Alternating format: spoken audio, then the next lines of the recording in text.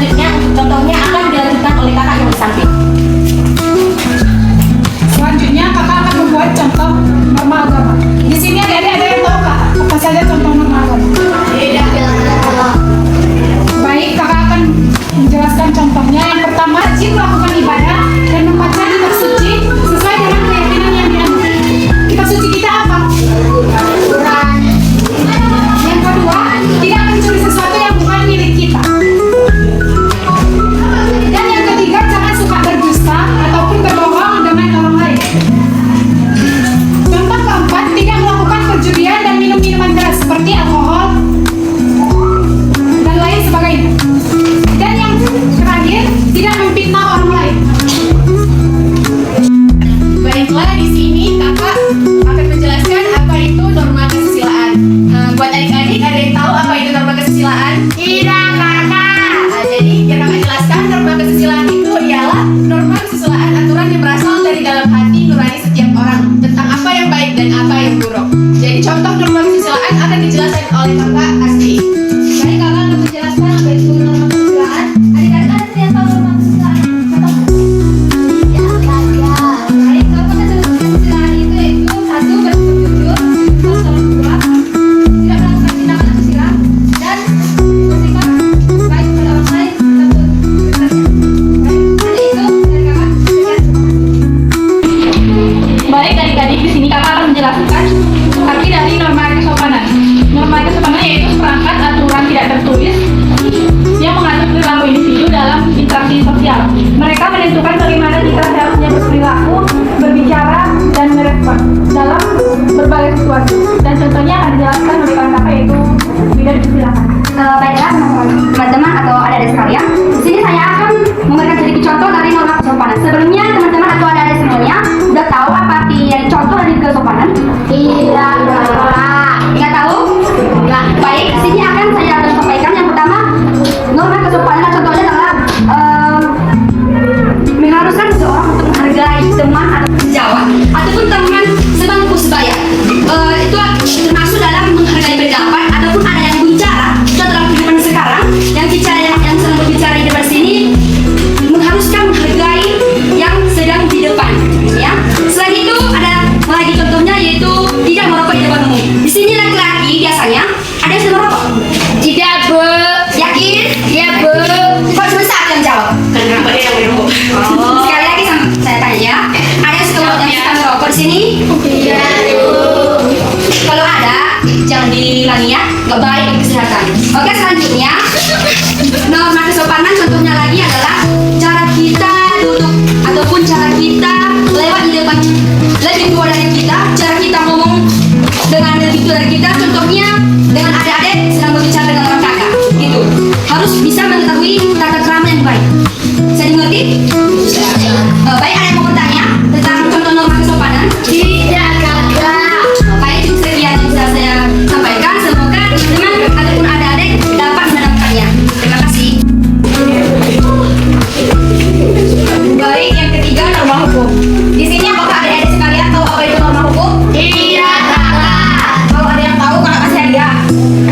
Baiklah, norma hukum adalah aturan-aturan yang mengatur perilaku manusia dalam masyarakat, termasuk dalam konteks pendidikan.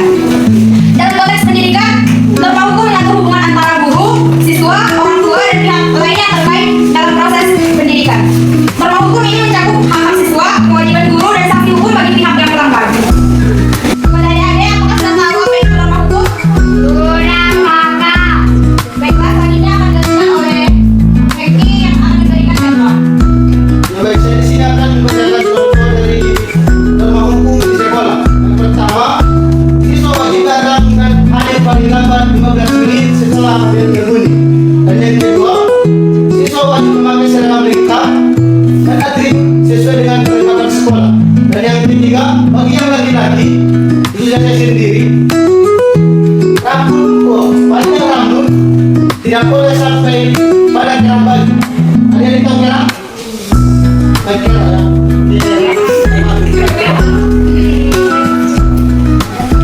Dan yang keempat, untuk semua siswa dan siswi, wajib mengikuti upacara pada Senin pagi.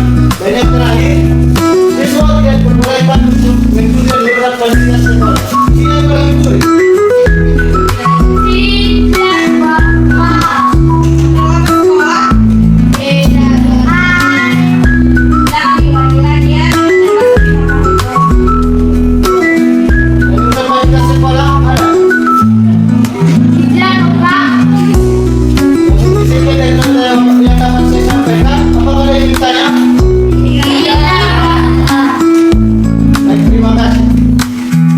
Baiklah, ini adalah materi terakhir dari kita semua, yaitu manfaat norma dalam kehidupan bermasyarakat, berbangsa maupun di lingkungan sekolah.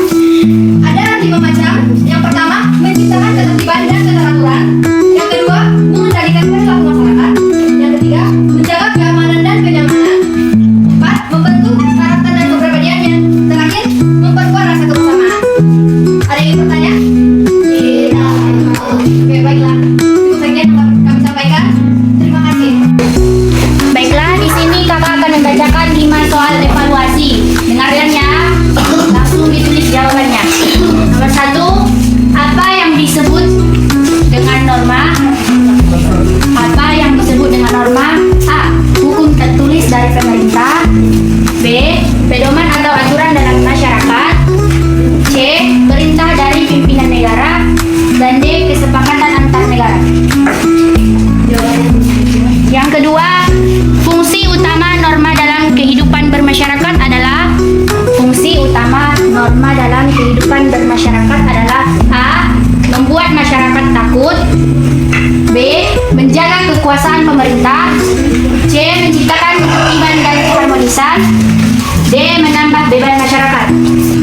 Norma yang bersumber dari Tuhan Yang Maha Esa dan bersifat mutlak disebut A. Norma hukum. B. Norma kesopanan. C. Norma agama. D. Norma asusila. A. Norma hukum. B. Norma kesopanan. C. Norma agama. D. Norma kesusilaan. Baiklah, jika sudah selesai boleh diangkat ya. Selanjutnya sudah jadi maju. Barisan. Oke. Cross.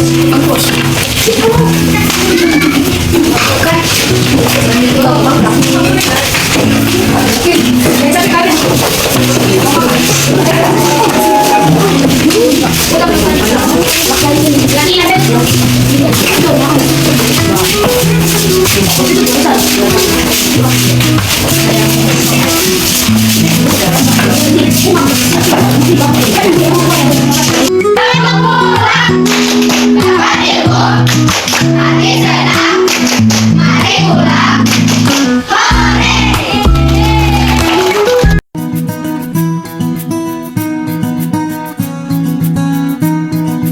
Kau begitu sempurna, di mataku kau begitu indah. Kau membuat diriku akan selalu memuji.